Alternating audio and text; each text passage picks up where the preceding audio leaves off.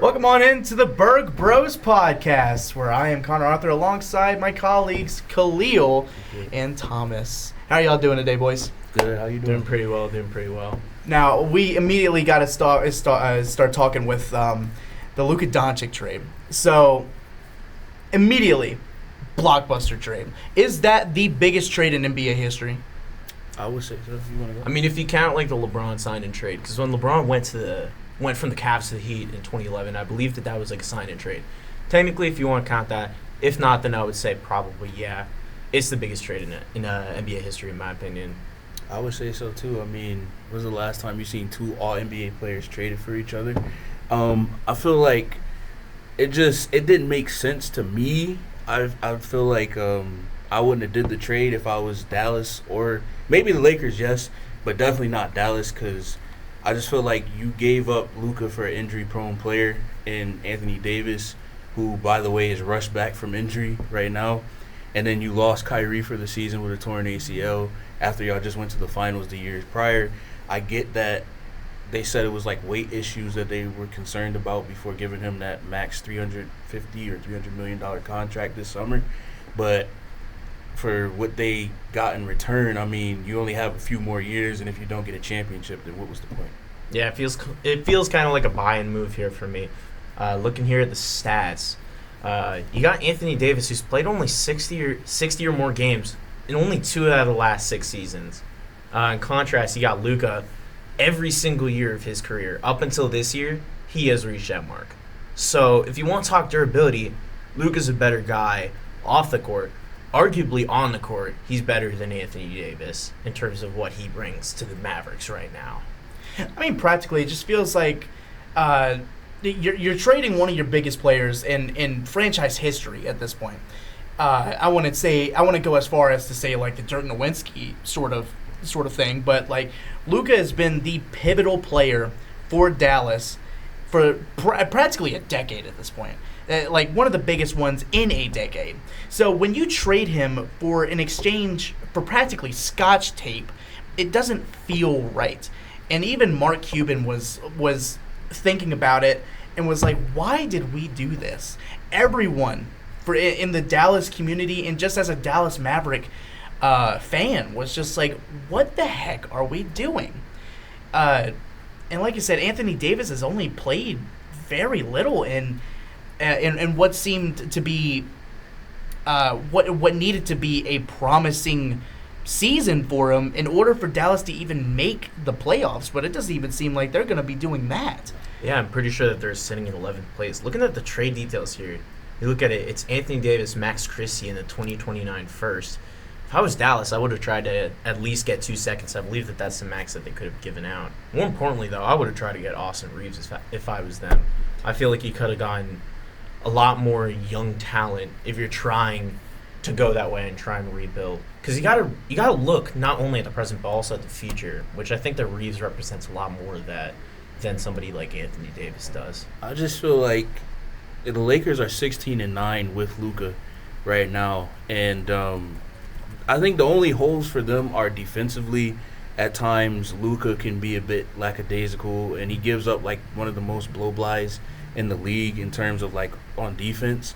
And I just wanted to really take the time to go over some of the worst moves that Nico Harrison has made. If we start with him trading Porzingis for Spencer Dinwiddie to the Wizards. I mean, they went to the finals with Dinwiddie last year, but still, like, Porzingis went and won the finals against them with the Celtics. Then you have Josh Richardson for Moses Brown. What did that turn out to? Didn't resign Jalen Brunson. He goes to the Knicks. He turns into a superstar. I mean, you traded for Grant Williams. What has he done for you? You look at Christian Wood. You traded for him. He did absolutely nothing. He's not even there. And then you messed up. He was with Nike. This is the last point I'm going to make about this. They were going to sign Stephen Curry in 2013. They botched the presentation for him. They put Kevin Durant up there instead of Stephen Curry. And they ended up having him go and not get a signature shoe with Nike and was offered that by Under Armour and Adidas, and he ultimately left. This feels like multiple generational mistakes from Nico here. Like, not just in like you have Brunson, who's now like an All-NBA. If not an All-NBA first-team guy, he's definitely going to be on an All-NBA team this year, in my opinion. And then also somebody like Porzingis, who's really turned into like, I wouldn't necessarily say the glue guy for the Celtics, but he is a pivotal reason why they won that championship last year against, ironically, his former team. So I feel like Nico just hasn't had the greatest track record. I mean, was he there with Dallas when they did trade for Luka, or no? I don't believe so. He came in 2021. Yeah. And it's just been downhill for them. I think they need to get rid of him. I understand that this was not under oh my goodness, I forgot their older owner, Mark Cuban. Yeah, Mark Cuban. His ownership. Yep. He's no longer majority owner, but he wouldn't have made the trade. He said that. Obviously, the new ownership did that, and Nico did. Jason Kidd, you could see in the press conference when they made the trade, he looked B2. So, yeah, man, the Lakers have something great going on over there. After LeBron, they'll be okay. So, yeah, no, absolutely. I feel like on paper, Luka Doncic is got to be one of the biggest players that are out in the NBA right now. And when you put him in the same realm as, in my opinion, the greatest NBA player of all time, no debate. I do not care if it's Michael Jordan or not. It is LeBron, the GOAT, James. Put him in my top 5. Put him in my number 1 for the best NBA player. But when you match them up together, it's like 2 peas in a pod, man. A great trade on paper. Now, will it execute in the future? We'll just have to wait and see. We got a few more games into the playoffs, so we will see. Next topic. I definitely, just to reiterate that before we move on to the next topic, I do disagree with that take about LeBron being better than Jordan, but that's a topic for another time. That is a topic for another time. And moving on into the next part of the basketball world, we've got the Houston Cougars against the Florida Gators, national championship in San Antonio. How did you feel about March Madness as a whole this year? Angry. Go ahead. A lot of chalk. A lot more chalk than I'm used to seeing. I think that we have a bracket going. Me and Connor are in the same bracket. I beat his bracket, but I wasn't necessarily super happy with Duke. Thank you. It just feels like it's just disappointing. Like, I still ended up in the 78th percentile bracket, so it's like I did okay this year. But like in a year where it's like it's more chalk than usual, like, kind of got to take that with a grain of salt. I do feel like the Final Four games were really good, especially that last game with Duke and Houston. Like, Houston just grabbed control back, and they just wrestled it away from Duke pretty much. That was some BS at the end. I'm not going to lie. I mean, the fact that Duke went scoreless for the final 10 and a half minutes, and you give up a 25-8 run in that span, and then, like, the BS foul call on Cooper Flag at the end on the over-the-back call, on the rebound, it just, and I love Cooper Flag and his game, but I'm starting to question his clutch gene. On 4 different occasions this year, I mean, he's came up short. You look at the Clemson game, you look at the time when they played against Kansas, you look at Kentucky, and now Houston. I mean, that's 4 different occasions where they depended on him to make the last shot, and he just wasn't able to get the job done. I think Houston did a good job of pressing them, like, throughout, towards the end especially, similar to what Arkansas does. And that was really the key to, like, victories. And then LJ Cryer, I mean, he went 6 of 9 from 3. I think he'll be key tonight for them in the championship game against Florida. I do believe they will beat Florida tonight as well. I think that Florida, well, the way that they would beat Houston is if they don't foul a lot. I think they fouled a lot in the tournament, and they struggle with that, and I don't see a lot of weaknesses from Houston like that. So I'm curious to see how this goes. I could see it going either way, but me personally, I think that Houston will win tonight. And they also out-rebounded Duke 42-31. So on the offensive rebounding, so you're giving up second chance points in that comeback. You can't do that. Well, you go ahead. I mean, at least to me, like, you look here, like, second round, you were obviously challenged by Gonzaga, who is definitely a better team than, like, their seed was showing. I think they were, like, 8th or 9th in, I think, the net rankings.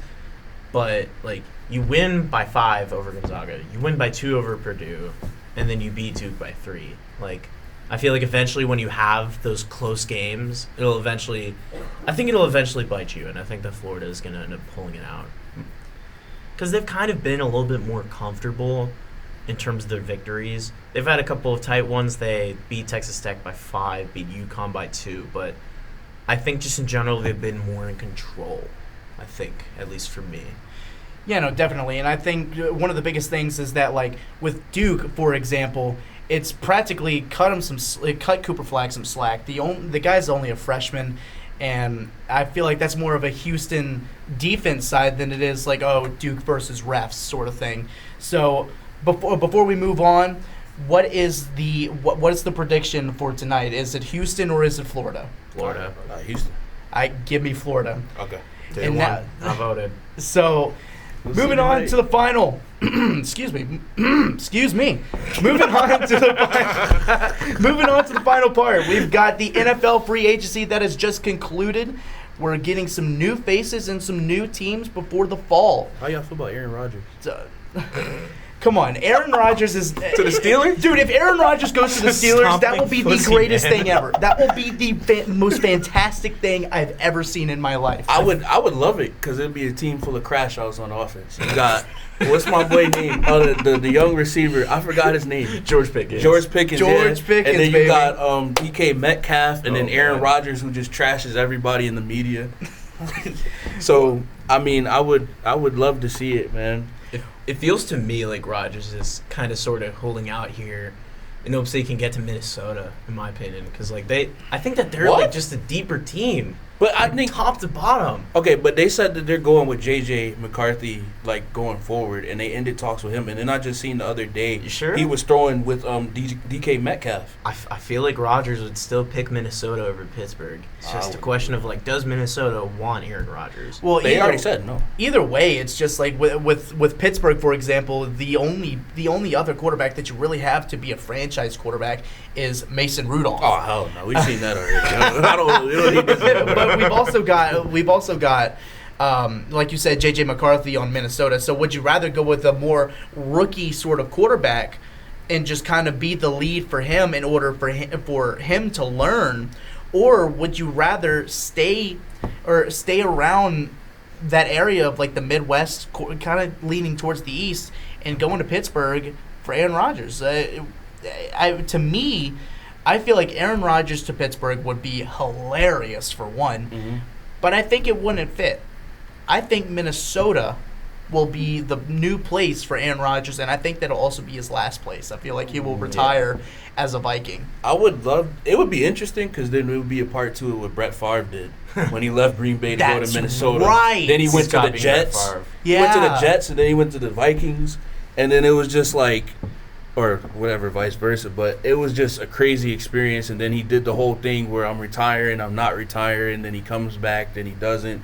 And it's just like they have similar like actions to each other, and it would be funny if he did end up going to the Vikings, and then JJ became like a part 2 of them two. So I don't know. Yeah, we've got some other traits as well. It's not just Aaron Rodgers looking for a new team. We've got Sam Darnold going to the Seattle Seahawks. Russell Wilson, former Steeler, is now a New York Giant. We've got Daniel Jones going to the Indianapolis Colts. And then other than quarterbacks, we've got Stephon Diggs going to the Patriots, Deebo Samuel to the Commanders. We've got Will Fry signing with the Minnesota Vikings, Jonathan Allen to the Vikings. I mean, they're stacking up. Why? In Baltimore, we love Baltimore in this household. Yes, sir. Cooper Rush, MVP, Super Bowl champion right there, and DeAndre Hopkins. That's pretty much all we did this year. But what is y'all's opinions on what would be the most surprising signing that you've seen over this offseason? It wasn't a very eventful offseason as years past. I feel like Deebo was like a surprising signing. Not for the fact that like he went to another team. Well, he got traded. Well, in a trade, but you know what I mean. It's Yeah. like free agency, the whole shtick. But I feel like Deebo for a 5th rounder is just, that is lower than I thought he would go. If I was like a GM, I'd probably get like at least a 2nd, maybe a 3rd rounder, at least in my opinion. What do you guys think?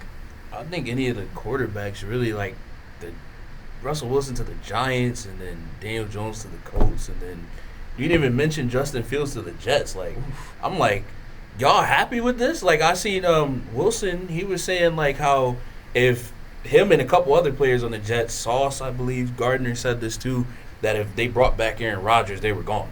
So you get rid of Aaron Rodgers for Justin Fields, and you're basically banking on him to rewrite the ship. And same thing with Sam Darnold in Seattle.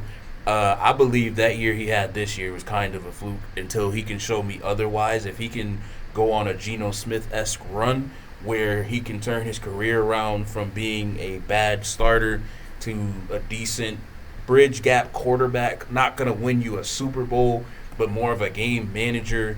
I wouldn't say he's a star player like what the Raiders are doing with him and Pete Carroll over there. Now, I don't think that that's like the future answer. Like, I don't think they're going to compete for the division title with the Chargers and the Chiefs. Yeah, Go more Chargers. so just like a stopgap kind of guy. Yeah, so that makes sense. I don't know how I like some of these fits, but we will see. So. I think the most surprising one for me is personally DK Metcalf to the Steelers.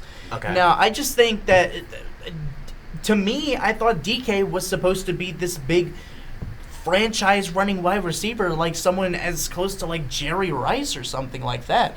To me, because Seattle needed wide receivers, but I guess Njigba was just a better fit for their scheme. It seemed like JSN was kind of sort of usurping him almost at the end, like kind of taking a bigger role in the offense. Like maybe DK might still be like close to JSN, but I don't know. We're probably going to find out here in Pittsburgh, like just exactly how good DK is in like a different scheme ran by a different quarterback. We don't know who that quarterback's going to be yet. Yeah, DK's going into a completely different system with Mike Tomlin at the helm, which that's another story for another day about my feelings on Mike Tomlin. But what I'm trying to wrap my head around is that like he's such a unit. Like physically, the guy is a unit. He's bulky, he's big, and he's able to catch the football with ease. Yeah. So it's just like he's kind of a full package of what you need in a physical wide receiver. For him to go all the way east, it's just a very interesting. It's a very interesting choice, to say the least. I thought he was going to go to Baltimore because we kind of needed more wide receiver room. And we were in talks with him. We were trying to get him in, but I guess that just didn't happen, and he fell into the hands of Pittsburgh. So, I mean, that was fairly surprising. I feel like it's interesting, even with the two teams you named, Baltimore and Pittsburgh, because they're like run-first teams. And, like, historically, you got Lamar Jackson at quarterback. And we've seen receivers not like playing there because they're a run-first offense. And then same thing with Pittsburgh. You know, they can't really move the ball like that with the quarterbacks they've had as of recent. So you kind of have to go with that. And then you see Pickens getting upset with Wilson and stuff like that and the offense being run. So I don't know. And I'm a Chargers fan personally, so I thought we could have got one of these guys as we see. More receiver help, man. Exactly. They're saying that we might get Keenan Allen back. We got Mike Williams back, but we seen that in the playoffs. Who did Justin Herbert have to throw to? Get Matthew Golden in the draft. That's what we need help. You need receiver. Fresh faces. That's what you need. The receiving core is just older. It's just an older receiving core. That's what I'm saying. Like, I do like McConkey, Lad McConkey. He's really good, but you need more than that. At least right now, I get Harbaugh's trying to rebuild the team, but we do need some veteran help. Unless you're going to be pacing this at a few years, we'll be ready to compete with Kansas City, because he did say that's one of the reasons he came to the AFC West. It's because he wanted to compete with KC and, you know, Mahomes and Andy Reid. So I'm excited to see how that goes, but to your point about DK going to the Steelers, it kind of shocked me as well. Going off Kahlil, I just got to give a quick shout-out here to J.K. Dobbins and Cameron Digger for being the entire reason why I won my fantasy football championship. Greatest moment of all time. Gave me like 34 combined points. Never mind the fact that I left Malik Neighbors and Adam Thielen on my bench. We won't go into that. But I still won the fantasy championship. So, you know, we're chilling. Well, that's all the time we have now for the Burg Bros podcast. Again, I'm Connor. This is Kahlil and my boy Thomas. Yo. We'll see you next time in the studio where we'll have another. Whoa, what? I just wanted to say we won the Luka trade. Go Hawks. I'm about to win my fantasy basketball league. I'm in the championship. I'm up right now. And next time I see I would have won that league. So for the first time as well, congratulations to you. I won every single fantasy basketball game by 300 points. Every single game. I went to the semifinals at 12-0. What? I lost the semifinals by 9 points. And then I won the third place game by 500. Who did you have in your league? Dude, I had Tyrese Maxey, Steph Curry, I think, who else? Keegan Murray. I'll show you after. Okay. Well, again, that's all the time we have for the Burg Bros podcast. Y'all take care, and we'll see you in the next episode. Peace. Peace.